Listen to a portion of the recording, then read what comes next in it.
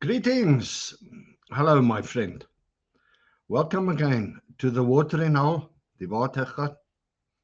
I'm Peter Warren, and as per our custom, we're going to dig a little deeper into the living waters of God's Word today. Now, I've always heard that there are two things that are certain in life, tax and death.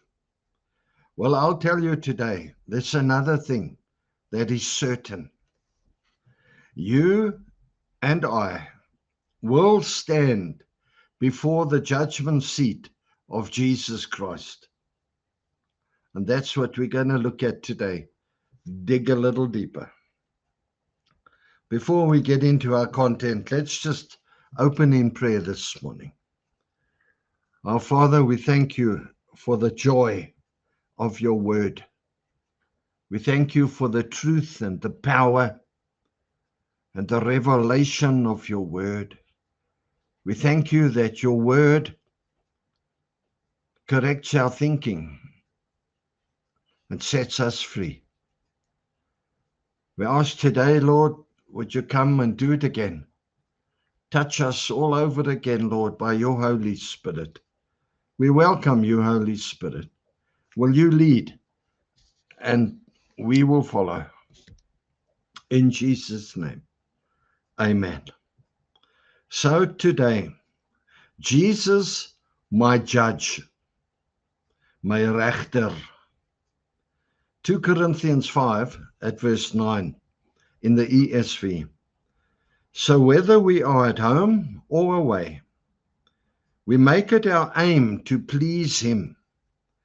For we must all appear before the judgment seat of Christ, so that each one may receive what is due for what he has done in the body, whether good or evil. So that's it. Just like in the courts of law, books will be opened, names will be called, and there will come a time when the bailiff will call your name.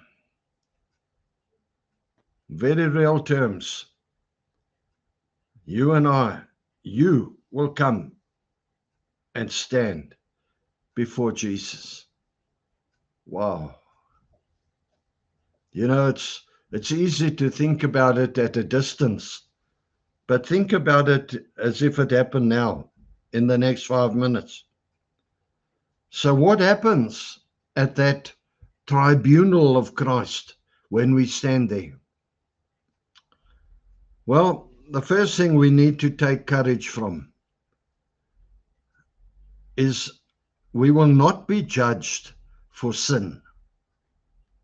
I'm talking about believers now. This is believers' judgment. In John 3:18 CEV, no one who has faith in God's Son will be condemned, judged.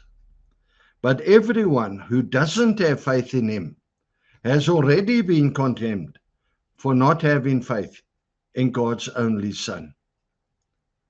As believers, our sins were already judged in Christ. And beloved, hear this. He was punished for our sin. Let's get rid of every religious mess up thinking today. Our sins were judged in Christ, and he was punished for them. John 5 verse 24 in the CEV.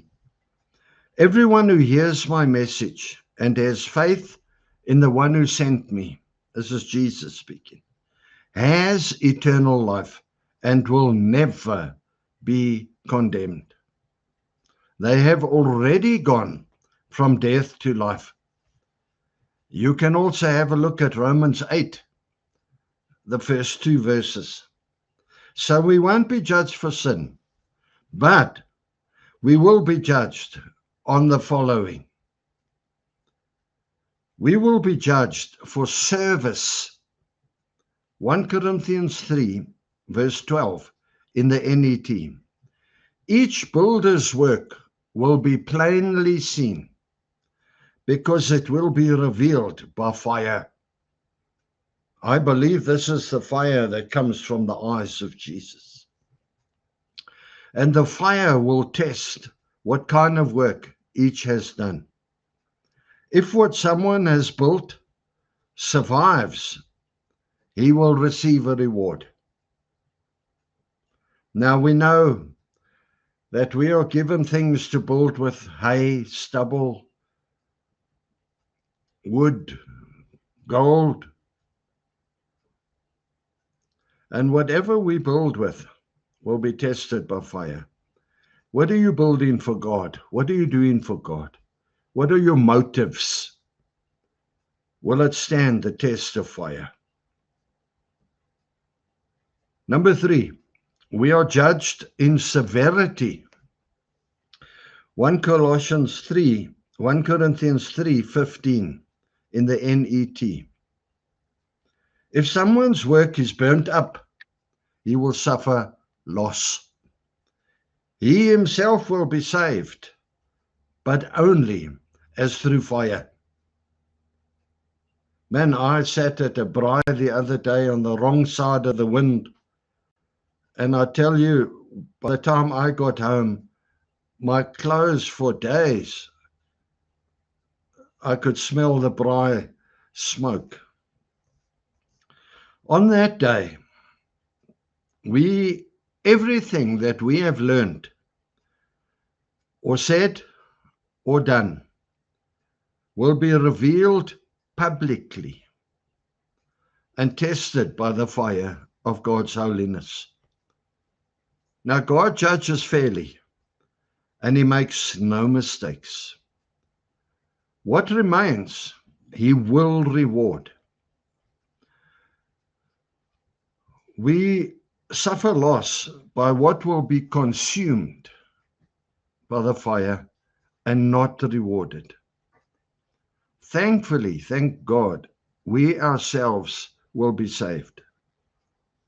So our work for God can be wrong, but our salvation is assured, secure in Christ. So, beloved, let's you and I make every effort to be builders who are building with good materials in the construction of God's house. Number 4, we are judged in our speech. Romans 14, verse 1 to 12 is something for you to go and read. Who are you to judge your brother? You will stand before the judgment seat of Christ. Judgmental speech will be a big issue on this day, and how carelessly we judge each other. Now, we must judge the words and actions of people, and if necessary, have nothing to do with those people. But we are not allowed to judge their hearts. Only Jesus may judge the heart of man. And if you go and read this context, you'll see it's speaking about a different kind of judgmentalism. Judgmental speech will be a big issue on Judgment Day. How carelessly we judge each other. Matthew 12:37 in the NET. For by your words you will be justified, but by your words you will be condemned. And condemned means judged. Our words will be judged.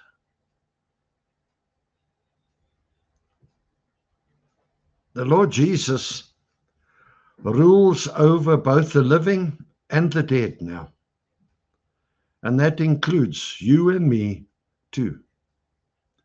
Because of that fact, you and I cannot enter into the rights of the Lord himself by judging or despising our brother or sister. God knows how we talk about one another. He keeps record, and he sits in on every conversation, even the quiet ones. Number 5, we are judged relative to suffering. James 5 verse 7 in the NET. So be patient, brothers and sisters, until the Lord's return. In verse 9, do not grumble against one another, brothers and sisters, so that you may not be judged. See, the judge stands before the gates. This is serious stuff. Patience is needed in circumstances where you are being treated unjustly or when you have no prospect in your circumstances, when you don't know how or what. Patience is always rewarded when it means waiting on the Lord. Sometimes you have to accept that things will not change. But then you can be sure that the Lord will come to you to strengthen you. Number 6, we will be judged concerning steadfastness, deursettingsvermoë. 2 Timothy 4 verse 7 in the modern King James. I have fought the good fight. I have finished the course. I have kept the faith. Now there is laid up for me the crown of righteousness, which the Lord, the righteous judge, shall give me on that day. This judge cannot be bribed, cannot be politically engineered. Steadfastness, faithfulness, and perseverance will be very high on the list of awards on that day. Number 7, we will be judged through self-examination. In fact, we are judged through self-examination. Let me correct that. 1 Corinthians 11:31 in the modern King James, speaking of the communion table, Nachmal, the Lord's table. For if we would judge ourselves, we would not be judged. My friend, that's what you and I need to do now, having heard this message. A wrong attitude towards the Lord's table will be a serious issue on that day. You can't drink yourself silly on a Saturday night and Sunday morning you sit in church with your special holy face on. No, ooh, my. You see, many people are careless in attendance, careless in eating and drinking at the table, and don't give much thought to these great issues I have mentioned today. But I want to urge you, beloved, take Judgment Day very seriously. It's easy to say, well, as long as I'm in heaven, I'll be happy. I don't have to have rewards. But think about it again. We don't know what we're missing. We don't know what we're talking about. We have nothing to compare. Why would God make such a big thing in His Word about rewards if the rewards weren't something absolutely spectacular? Absolutely terrific. I want to remind you, you are not designed to be defeated by life. Re-listen to this message and do some serious self-examination. You were designed for a life that leads to a judgment day experience where what you have built for God withstands the fire, and rewards with your name on them are issued to you. I don't know what they're going to be, but I want my crowns, and I'm going to lay them at the feet of Jesus. Join me there. Join me there. Come on. You can make a life-changing decision today and partner with God to write this next chapter of your life. As we come to pray now, invite the Lord to help you. Admit if you haven't got it all together. He knows that anyway. If you don't know Jesus as your Savior, my friend, it's a matter of urgency. Go and see somebody today, a pastor or a dominee or a Christian that you can trust, and put your questions. Maybe just ask Jesus if He is real. Would He reveal Himself to you in a way that you will know and understand? But please don't neglect it. Tomorrow is promised to nobody. Let's just pray. Father, we thank you for what you have done, what you are doing, and what you are still going to do. We ask, Lord, that you help us to take an honest, adult, realistic look at ourselves. And then we ask you, Lord, to help us to implement the decisions that we have to make. For your name's sake, Lord, I want my rewards. I want my family to get theirs. I want the watcher to get yours. Come on. Father, we invite your Holy Spirit now to come and show us and teach us. Speak to us. For your name's sake, in Jesus' name. Amen and amen. Well, that's all I've got to say on this subject.